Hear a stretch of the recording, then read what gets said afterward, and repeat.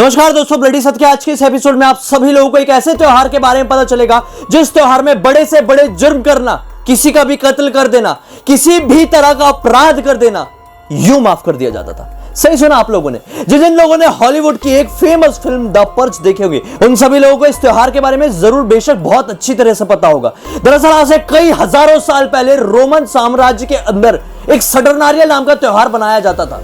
सटरनालिया त्योहार में सैटर्न देवता की पूजा की जाती थी। दरअसल जो किसान होते थे वो सर्दियों के जाने की खुशी में एक दिन का त्योहार मनाते थे और त्योहार में वो लोग जानवरों की बलि देते थे। जानवरों की बलि देने के बाद सैटर्न देवता की मूर्ति के पैरों में जो ऊन बंधा रहता था उसको खोलते थे और अपने इस फेस्टिवल की शुरुआत करते थे। इस फेस्टिवल में वो अच्छे से खाते पीते थे, एंजॉय करते थे, म्यूजिक में डांस करते थे। लेकिन दोस्तों समय के साथ साथ चीजों में बदलाव आया। जब वहां पे एक रोमन शासक आया तो उसने ये देखा कि यहाँ के लोगों के लिए त्योहार तो बहुत ज्यादा मायने रखते हैं। अगर लोगों को खुश रखना है तो त्योहार बनाने की छूट लोगों को देने चाहिए। तो उसने क्या किया, ये त्योहार 17 दिसंबर से लेकर 23 दिसंबर तक का कर दिया। यानी कि ये त्योहार अब एक हफ्ते का मनाया जाने लगा। इस त्योहार में उसने सारे कानून को रद्द कर दिया। उसने बोला कि सारे जेल बंद रहेंगे, कोर्ट दरवाजे बंद रहेंगे, हर तरह के पुलिस स्टेशन बंद रहेंगे, कोई पुलिस नहीं होगा। आपको जो करना है भाई करो, जितनी दारू पीनी है पियो, सब कुछ छूट है, जो करना है करो। इस त्योहार में क्या करते थे वो लोग कि लोग अपने घरों में, अपने दोस्तों के घरों में जाते थे और बड़ी बड़ी पार्टीज करते थे। इसमें कई बार बहुत दारू के नशे में धुत लोग एक दूसरे के ऊपर अपराध कर देते थे। कई बार हत्याएं हो जाती थी, बलात्कार हो जाता था और कई बार बहुत सारी पर्सनल प्रॉपर्टीज को भी बुरी तरह से जख्मी किया जाता था। इस त्योहार में ना जितने भी अमीर लोग थे, अमीर लोग, बड़े बड़े अमीर लोग, वो लोग नौकर बन जाते थे और जो उनके घर के नौकर होते थे वो लोग मालिक का दर्जा ले लेते थे। मतलब वो लोग बढ़िया अपनी चेयर में एकदम ठाठ से बैठते थे और मालिक लोग नौकर के कपड़े पहन के उनको खाना परोसते थे, उनकी सेवा करते थे। इसी दौरान ना वहां के लोग एक और कमाल की चीज करते थे कि दो रैंडम लोगों को लेते थे और राजा रानी बना देते थे। उनको नकली महल देते थे, उनको बिल्कुल एक हफ्ते तक ऐसा ट्रीट करते थे कि जैसे कि वो सही के राजा रानी है। उनके महल में ना एक और बड़ी अजीब सी चीज की जाती थी। दरअसल उनके महल में वोटिंग वाली प्रथा की जाती थी। वोटिंग के दौरान ये लोग एक ऐसे आदमी को चुनते थे, उस आदमी का ये सटरनालिया का त्योहार खत्म होने के बाद सर कलम कर देते थे, ये बोल के कि ऐसा करने से हमारे देवता खुश होंगे।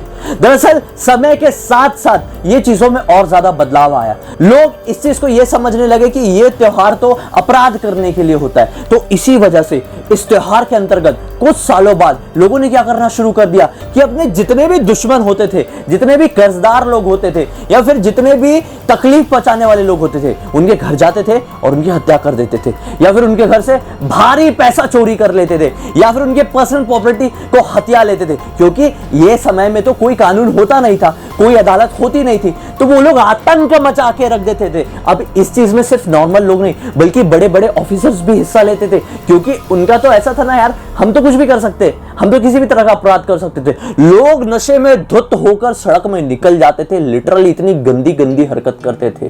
जो रास्ते में दिखाई देता था ना, ईंट उठा के सर फोड़ देते थे, रॉड उठा के सर में मार के हाथ पैर तोड़ के फेंक देते थे नाली में, पता नहीं क्या क्या करते थे, बलात्कार करते थे। दरअसल इस त्योहार के दौरान ना उस साम्राज्य के लोग, उस समय के लोग पूरी तरह से पागल हो जाते थे। फिर बहुत समय बाद यानी सन 312 के आसपास रोमन साम्राज्य का एक राजा था। उस राजा ने ना क्रिश्चियन धर्म को अपना लिया। क्रिश्चियन धर्म को अपनाने के बाद उसने वो सारी चीजों पर रोक लगा दिया जिसकी वजह से क्रिश्चियनिटी की इज्जत पर कोई भी दाग लगे। और फिर धीरे धीरे करते करते उस साम्राज्य या फिर उस पर्टिकुलर लोगों की बात कह लो, उन सब में ये राजा ने रोक लगाना शुरू कर दिया। लेकिन राजा समझ गया था सटरनालिया को रोकना इतना ज्यादा आसान नहीं है, ऐसे तो नहीं रोक सकते ना, क्योंकि रोक देंगे तो लोग भड़क जाएंगे। क्योंकि उनको तो ये 7 दिन अपराध करके ही शांति मिलती थी ना। ये 7 दिन में जितने भी गरीब लोग होते थे वो लोग अमीरों के घर से पैसे लूट लेते थे और पूरे साल अपना घर चलाते थे। जितने भी अमीर लोग थे अपने कर्जदार के घर से पैसे लूट लेते थे और फिर वो आराम से रहने लगते थे। जितने भी दुश्मन लोग होते थे एक दूसरे को मार देते थे, फिर आराम से रहने लगते थे। इस वजह से वहां का जो समझ लो नॉर्मल समय में जो हैप्पीनेस रेट है ना वो बहुत ज्यादा बढ़ गया था। लोग बहुत ज्यादा खुश और क्राइम बहुत कम। लोग खुश, क्राइम कम। लोगों की खुशी को दबाना वो राजा के लिए बहुत ज्यादा मुश्किल हो गया था। उसने सोचा सटरनालिया को रोक दूंगा तो लोग मुझे आके मार देंगे। उसने क्या किया, सटरनालिया को धीरे धीरे कम करना शुरू किया